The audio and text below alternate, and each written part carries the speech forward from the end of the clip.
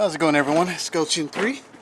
Hey, today I thought I'd show you guys my P90 mags for my PS90. As you can tell on some of these, I've actually labeled them.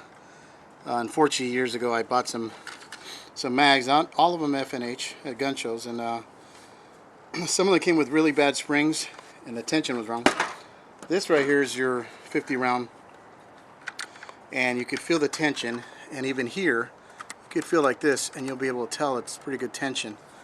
And there's only one round here, but from right here you can tell even pushing it.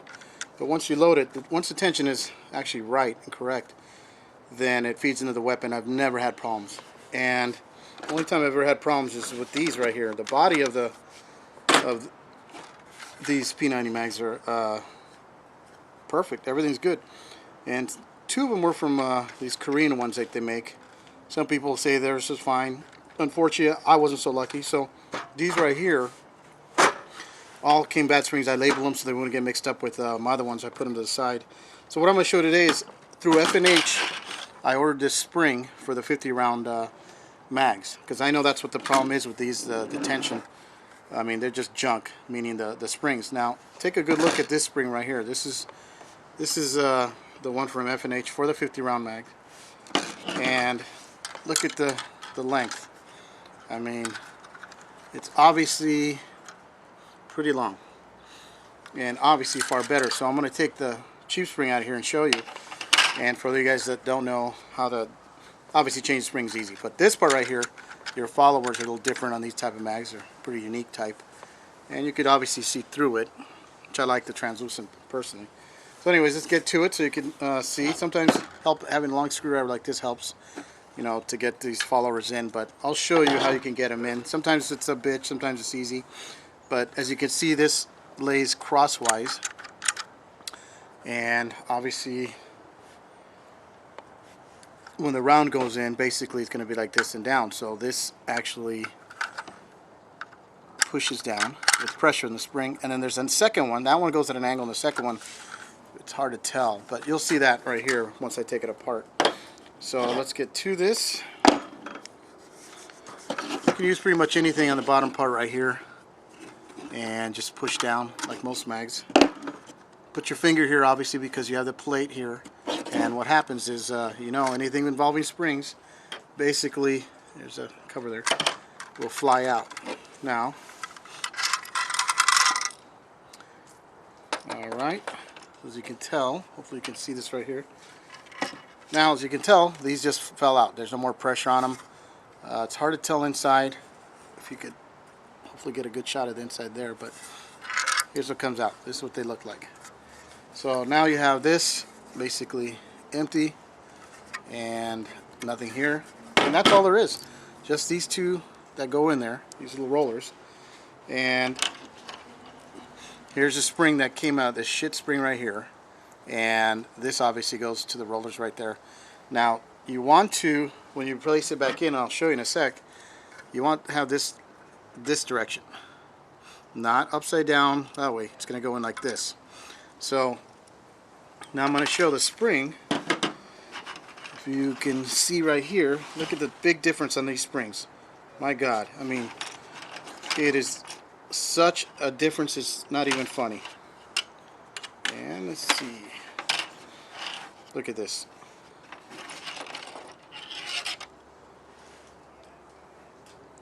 Big difference on the springs, the length.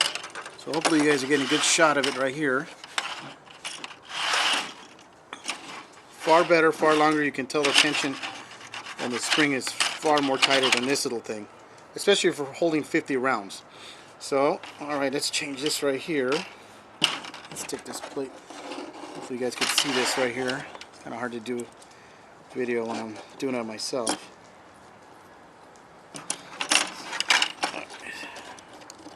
It's not that difficult to do these. There we go. So,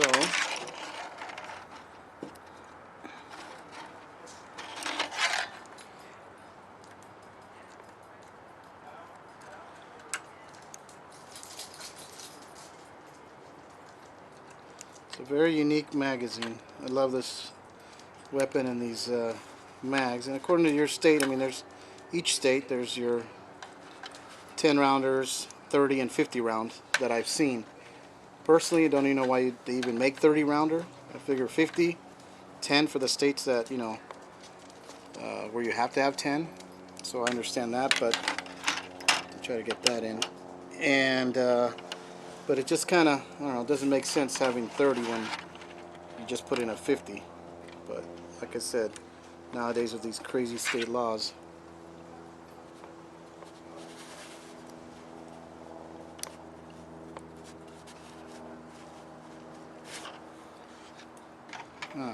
let's see, that's fits a little different. And we'll see. I'll get to that in a sec. You know what? And this spring looks different. There we go. All right. Now, on this, it basically hooks in here. You can tell. Hopefully, you guys are getting a good shot of this. So,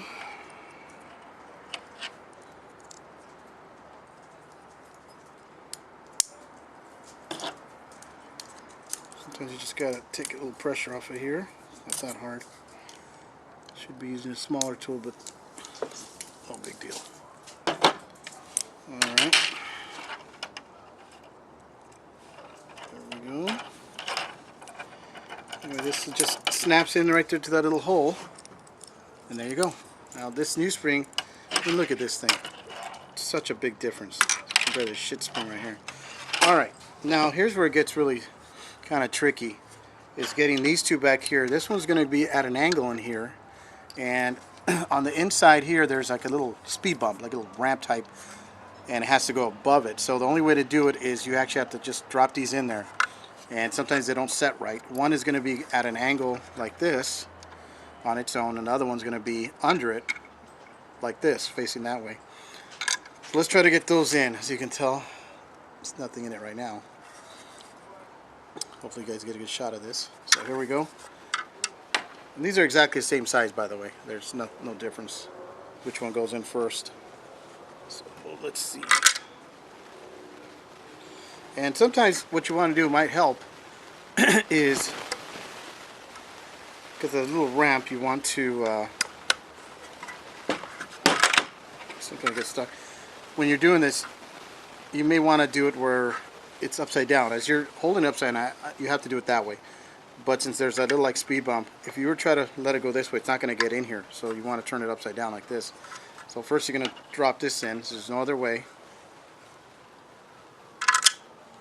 And it's going to stand a lot of times. You just have to kind of shake it, or use a long screwdriver like this one or anything similar, and try to get it in flat over that little bump. Like I said, there's a little, I'm calling it a little speed bump, a little ramp like, and even this screwdriver is not long enough. I mean, look at that. I need to get like about there. So basically, just shake this around. You could sort of see it there. It's hard probably, but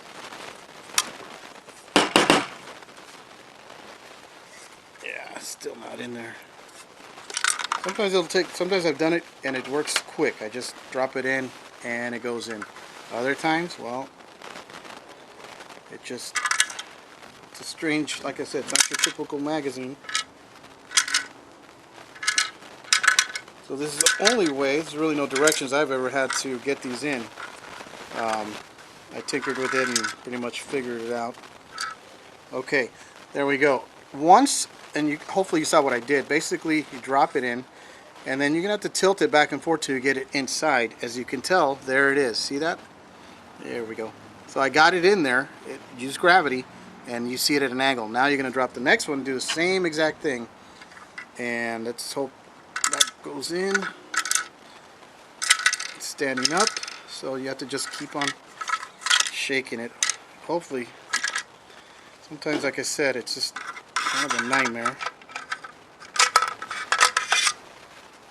Alright, looks like they're both in, as you can tell there, and hopefully you can see on that side. There we go. Now what we're going to do is basically put this spring back in, the new one.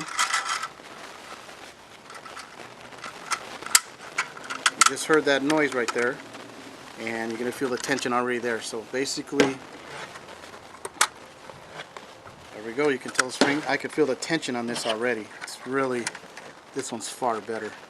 Obviously, it's straight from F&H. All right, there we go. So you could feel the tension on these right here, and then now look at this. This, you can, if you can put your finger in there. Some guys have big fingers. Use something else, maybe a punch, and you'll be able to tell just the pressure. This is a big difference. This magazine is going to be good now. Now look at this little cheap spring that it originally came with. I mean, look at this. This is a joke. The other one stretches out to about here from F&H. So